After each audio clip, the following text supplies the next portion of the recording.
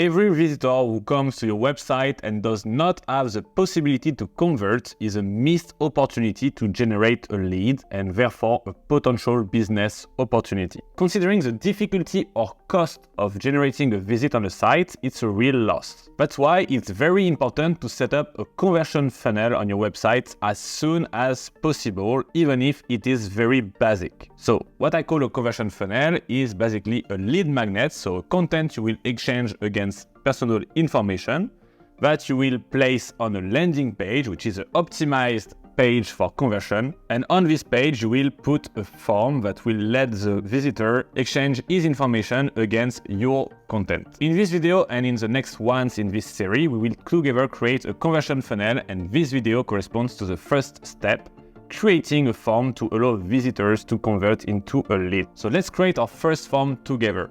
You just need to go to Marketing, Lead Capture and Forms. For now, we don't have any, but here you will find all the different forms you created before. So to create your first form, just click on Create a Free Form. You will then have the choice between Embedded Form or Standalone Page. So this first option will be displayed within a web page you created before, and Standalone Page will be a real website page people can load directly. It will look a bit like a Google form, for instance. Most of the time, the embedded option is the most relevant because you want to put your form in a specific place of a website page. So you choose embedded, you click on next, and you will see that you have a lot of different templates that are already made. So let's say you want a contact us form, a newsletter sign up, support form, ebook download, which is what we want to create because we want to give a lead magnet in exchange of our visitor information. But when you look closely at those templates, you can see that it's really limited. They will just put randomly first name, last name, and sometimes phone number or something like that. It's not that a save of time and is not that useful. So I would really advise you to choose blank template and start from scratch. And now we arrive in the form editing menu. Just a quick break to inform you that this video is part of a free training focusing on how to set up your HubSpot portal in the most efficient way possible. This free training will be divided into 7 big modules, each addressing a specific key point of your HubSpot portal. And each module consists into several videos that will go deeper into a specific functionality or feature of your HubSpot portal. If it's not already the case when you watch this video, the videos in this series will be published gradually and they will be added to this specific playlist. I have also prepared a private web page bringing together all the different content of this free training and some additional bonus content. So to benefit of this free content and to be notified for every new chapter that is releasing, I invite you to click on the link in the description below. The first step in building our form is to choose the fields that we will use. You may have understood it, but each field in a form corresponds to a specific property in HubSpot. You can therefore insert any properties you want from any object. So for instance, you can add contact properties, but you can also use company properties in your form. And if you do so, every time a contact will fill this form, it will create a new contact, unless you already have it in your database. And with the value they will put in the company property, it will create a company that will be directly associated with this contact. So for instance, Dr. Martin filled the form and he said he worked at redclinic.com. Automatically, HubSpot will create Dr. Martin and Red Clinic and they will be linked together. Let's say that in our example, our lead magnet is a free consultation with a nutritionist doctor for our weight loss solution. So we need to be able to know who they are. So we can add first name and last name. The email address is automatically here. We need a phone number to contact them. And we might need a country to be able to choose a good doctor for them. So we type country, and if you watch my video on properties, you know that we don't want to use a native country region property, but we want to use a drop-down select country property. And because it's a weight loss solution, we want to know their BMI to be sure they are qualified for our services.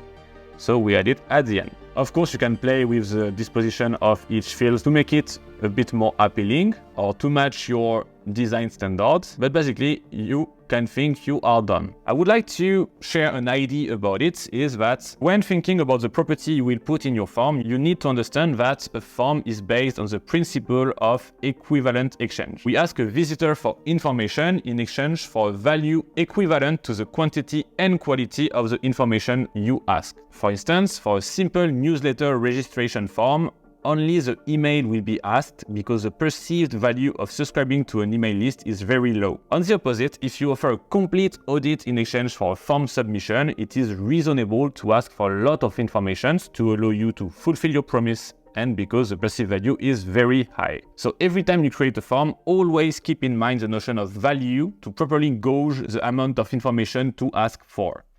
If you create a form for a specific purpose, to automatically qualify a lead, for instance, like we are doing here, make sure to create a lead magnet with enough value for the request you are making.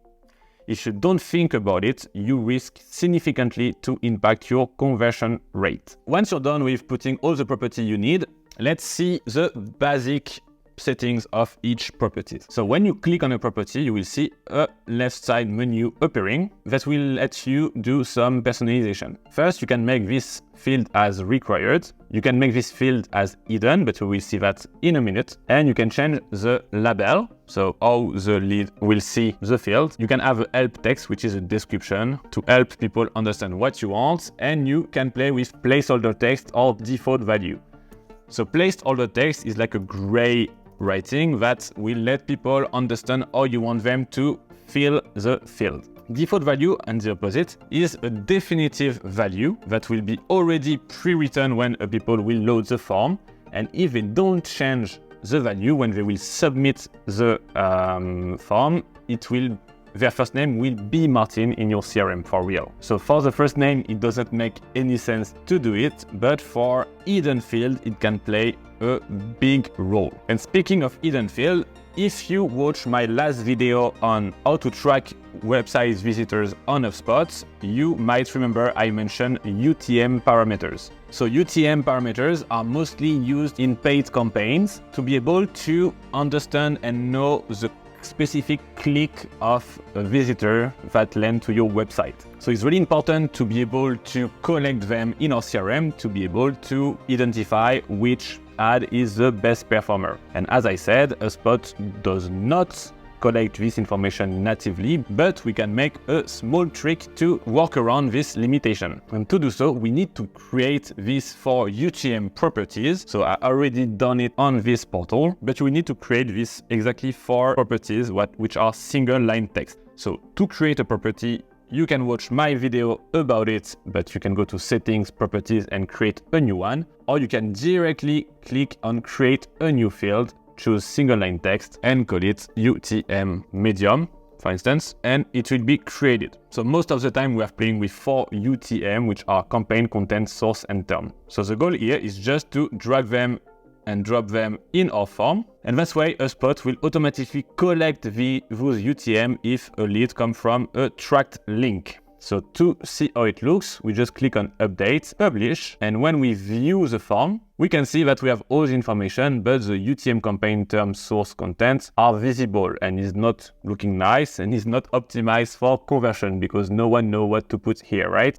And that's where hidden field come into play. You just click here, click on make this field hidden, you do it for the 4 properties, and you can save again. And now we have all the information we need and these 4 hidden fields.